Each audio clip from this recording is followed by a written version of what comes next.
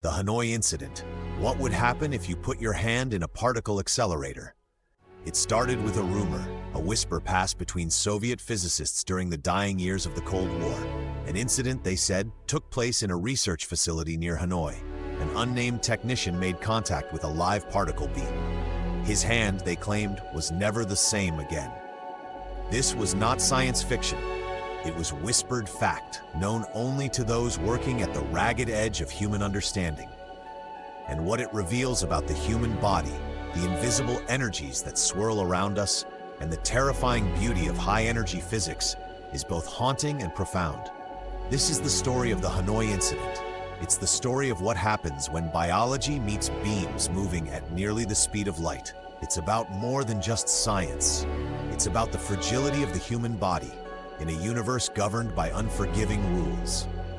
The name that floats up through declassified Soviet archives is Trung. A mid-level Vietnamese technician trained in radio engineering, Trung was working at a semi-clandestine joint research facility near Hanoi. The lab had recently acquired an experimental particle accelerator, a linear accelerator retrofitted from Soviet surplus tech. One evening in the summer of 1988, amid stifling tropical heat and the hum of machinery, Trung was called in to recalibrate a sensor that had been giving faulty readings. The beam was supposed to be inactive. Safety protocols, never fully adopted from their Russian counterparts, were considered an inconvenience by local staff. Trung entered the containment area without checking the beamline status. He reached into the housing with his right hand. There was no sound, no explosion, no spark, just a strange internal heat that bloomed through Trung's fingers like boiling water under the skin. He yanked his hand back instinctively. To his colleagues, nothing seemed wrong. No external wound, no blood, not even redness. Trung was confused more than anything. He told no one. Hours later, the pain began, a deep ache in the bones, tingling in the fingertips.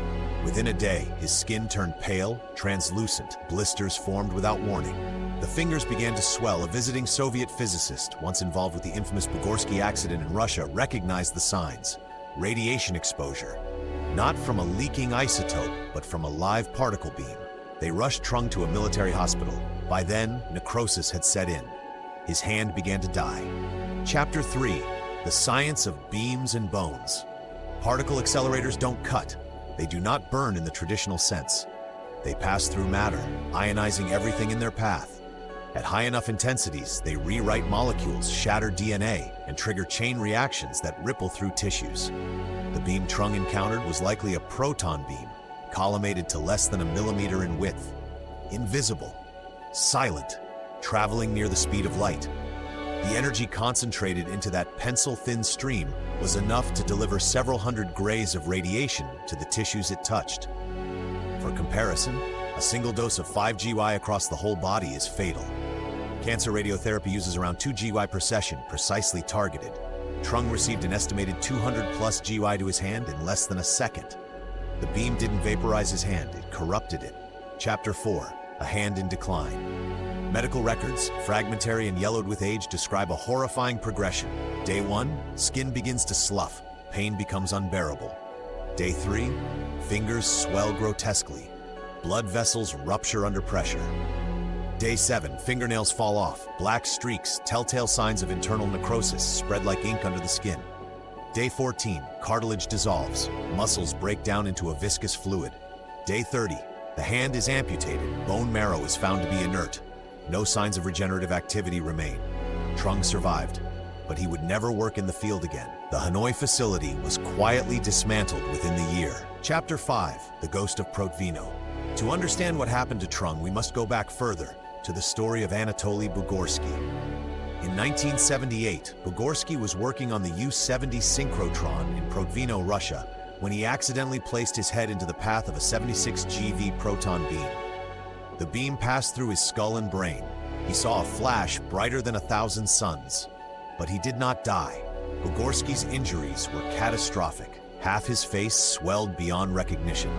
Skin necrotized. He later suffered seizures and partial facial paralysis. But he lived. Like Trung, his experience remains one of the only documented cases of direct human exposure to an active particle beam. Chapter 6. What if you did it on purpose? The idea persists in online forums and speculative fiction. What if someone deliberately placed their hand in the beam of the Large Hadron Collider LHC? The truth is complex. The LHC's proton beam carries enough energy to melt steel. Its beam pipe is kept under ultra-high vacuum.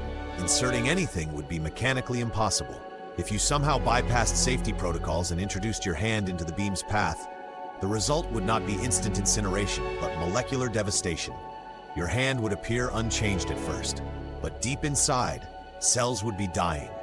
Blood vessels would collapse. Within hours, inflammation would swell tissues past the point of circulation. Within days, your hand would turn black, then gray, then liquid. Chapter 7, The Ethics of Accidents. Why do stories like Trung's matter? Because particle accelerators are everywhere, not just in CERN or national labs, but in cancer hospitals, industrial facilities, and even airport scanners.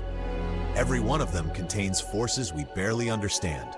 Safety protocols have improved. Fail-safes, motion detectors, beam interlocks. But as the Hanoi Incident shows, the weakest link is always the human factor. Epilogue, light against flesh. Trung's story, whether myth or truth, remains a parable of modern science. A reminder that we wield tools of unimaginable power and often incomplete understanding. Putting your hand in a particle accelerator is not science fiction. It is a human error waiting to happen. But in understanding it, in dissecting the layers of biology, physics, and history, we come closer to appreciating the razor's edge we walk in our quest to master the fundamental forces of the universe. And sometimes, it's on that edge that science finds its most human face.